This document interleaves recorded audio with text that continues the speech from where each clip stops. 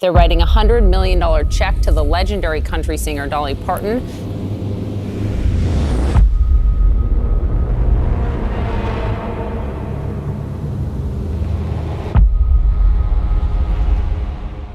Have you ever noticed how the same billionaires who are wrecking the planet suddenly care when it's time for a press conference and a fat donation check? Yeah, us too.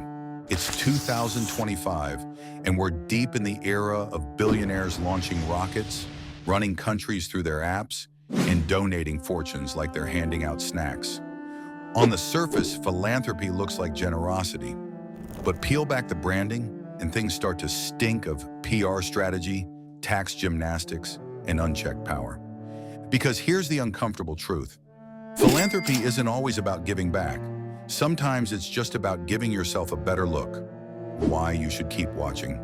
This isn't about saying all charity is fake, but we are asking, why do the wealthiest people get richer and praised for their generosity?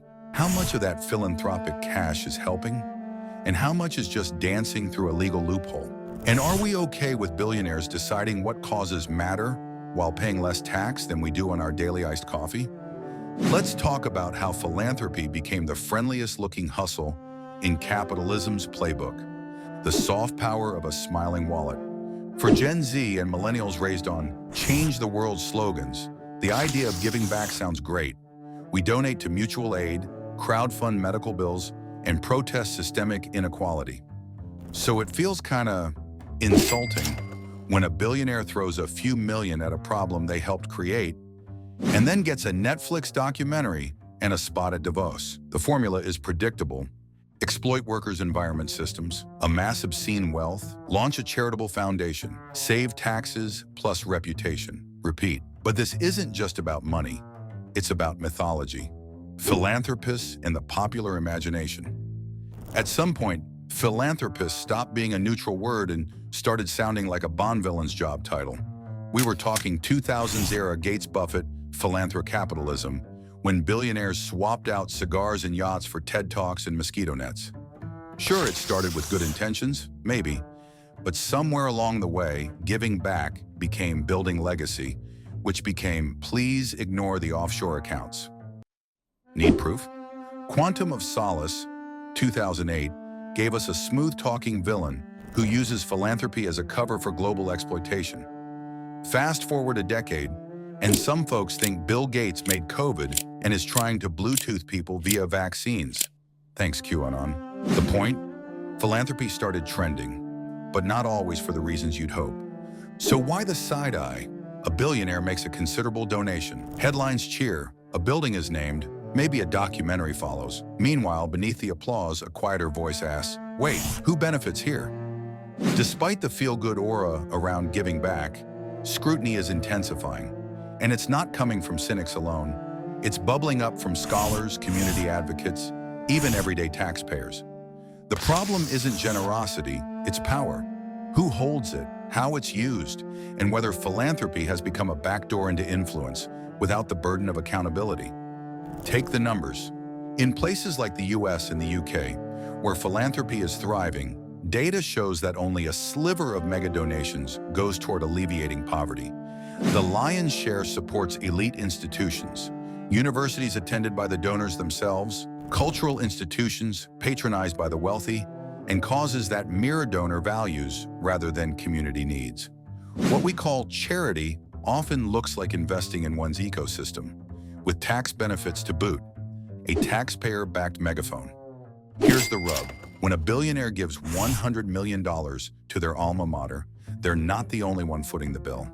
Generous tax relief means the state, the public, subsidizes a big chunk of that gift.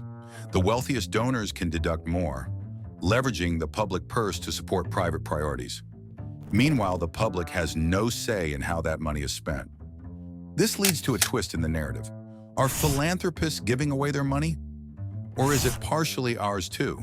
And if so, why don't we get a say in what counts as a worthy cause? These are not fringe questions anymore. From think tanks to grassroots forums, from Davos panels to late-night Twitter debates, the conversation is shifting. Tax justice advocates argue that instead of designing custom legacies for the ultra-rich, we should tax wealth more robustly and fund social services through democratic processes. Stop talking about philanthropy, start talking about taxes, as one now famous Dutch historian bluntly put it. Democracy versus donor intent. Here's where it gets thorny. Philanthropy isn't inherently bad, far from it. Some foundations have done extraordinary good, eradicating diseases, funding vital journalism, stepping in where governments have failed. But when private giving begins to shape public policy, skewing education reform, influencing healthcare priorities, or funding voter ID laws, the lines blur. It's not just about intent. A donor may feel they're fixing a broken system, but if their fix isn't aligned with the community's actual needs, or worse, if it overrides those needs, then it becomes a top-down exercise in control, not a gift. And because philanthropists are unelected and largely unaccountable, their interventions, no matter how well-meaning, can clash with the priorities of democratic governance. The identity dilemma. So where does this leave the ordinary, well-intentioned donor?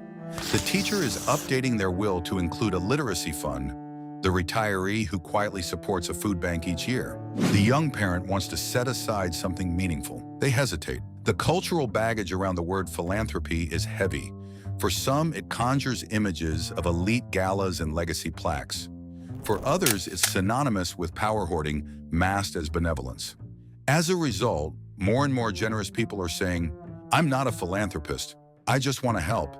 And that's a loss. Not because we need more philanthropists, but because the discomfort may deter people from giving entirely. It's important to remember that meaningful giving doesn't require a foundation, a press release, or a billion-dollar balance sheet. It requires clarity of values, care for the community, and often a little guidance through the noise. Okay, but what about normal people who want to give? Let's be real. Not everyone who wants to give back is trying to be a philanthropist, especially now that the word feels heavy with side eyes and suspicion. Plenty of people, maybe you, maybe your folks, just want to support causes they care about, quietly, honestly, without the legacy talk, the name plaques, or the photo shoots. But here's the problem. The whole giving space is wrapped in corporate lingo, strategic philanthropy, legacy planning, and impact portfolios. It makes genuine generosity sound like a business pitch. And that disconnect? It's pushing everyday givers away from something that should feel human, not transactional. So, what do we actually do? We rebuild the trust, and we start by changing the rules. Tax extreme wealth as it matters, because it does.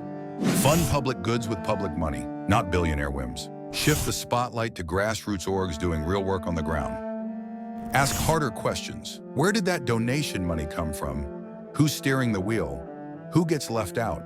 Speaking of billionaires trying to save the world, Jeff Bezos showed up on CNN in full PR mode, attempting to rebrand himself as a chill, benevolent guy just trying to figure out how to give away his $119.5 billion fortune.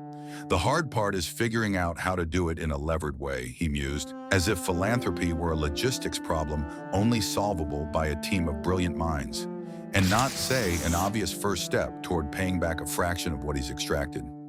He started naturally by handing $100 million to another billionaire, Dolly Parton, a gesture less about justice and more about headlines.